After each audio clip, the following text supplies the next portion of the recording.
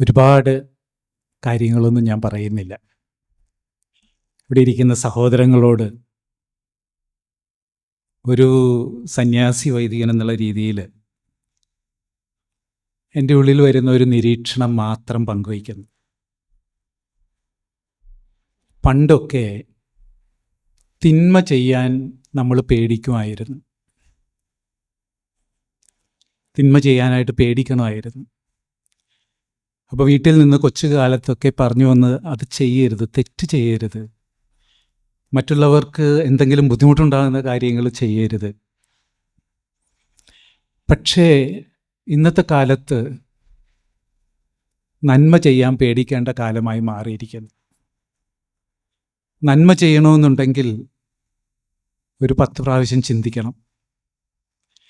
ഈ പ്രിയപ്പെട്ട സഹോദരികൾക്കും അവരുടെ കൂടെ ഉണ്ടായിരുന്ന ആ കുട്ടികൾക്കും അല്ലെങ്കിൽ കൂടെ ഉണ്ടായിരുന്നവർക്കുമൊക്കെ സംഭവിച്ചതിൻ്റെ ചുരുക്കം അത്രയേ ഉള്ളൂ. നന്മ ചെയ്യാനായിട്ട് ഇത് ഇവിടെ ഈ ഇന്നത്തെ ഈ ടൈറ്റിലായിട്ട് നമ്മൾ കൊടുത്തിരിക്കുന്നത് കാലുഷ്യത്തിന് നേരെ കരുണയോടെ. നമുക്കതേ അറിയാൻ പാടുള്ളൂ. നമുക്ക് വിദ്വേഷത്തിൻ്റെ ഭാഷ അറിയില്ല, സ്നേഹത്തിൻ്റെ ഭാഷയെ അറിയുള്ളൂ, കരുണയുടെ ഭാഷയെ അറിയുള്ളൂ. മതമോ ജാതിയോ രാഷ്ട്രീയമോ നോക്കിയല്ല ഈ കരുണയുടെ ഭാവങ്ങൾ പങ്കുവയ്ക്കുന്നത്. പക്ഷെ എങ്കിൽ പോലും നന്മ ചെയ്യാൻ പേടിക്കേണ്ടി വരുന്നു. സഹോദരങ്ങളോട് എനിക്ക് പങ്കുവയ്ക്കാനുള്ള ഒരു കാര്യം ഇതാണ്: പേടിക്കാതിരിക്കുക. കരുണ പകരാനുണ്ടെങ്കിൽ നമുക്ക് പേടിയോടുകൂടി പോകാൻ പറ്റില്ല. ധൈര്യമായിട്ട് പോവുക. ഇന്നലെ ഈ സഹോദരിമാരുടെ ഒരു പ്രൊവിൻഷ്യൽ അമ്മയായിട്ട് ഞാൻ സംസാരിച്ചു. ഭോപ്പാലിലെ പ്രൊവിൻഷ്യൽ സിസ്റ്റർ പറഞ്ഞത്, ശാന്തമാണച്ച, ഞങ്ങളെല്ലാവരും കൂടെയുണ്ട്. സിസ്റ്റേഴ്സ് അവർ വളരെ സ്വസ്ഥമായിട്ട് തന്നെ ഇരിക്കുന്നു. അതിന് കാരണമുണ്ട്.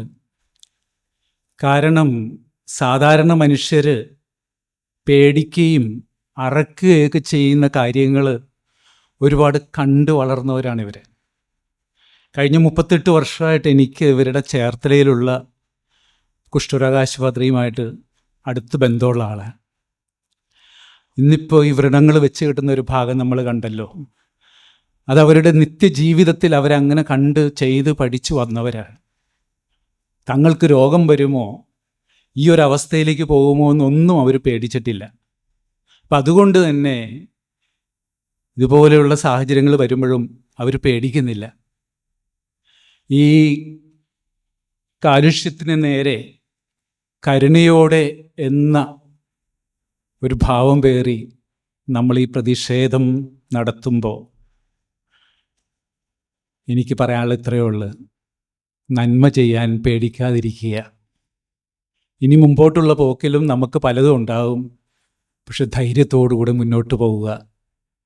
ഈശ്വരൻ നമ്മെ എല്ലാവരും അനുഗ്രഹിക്കട്ടെ.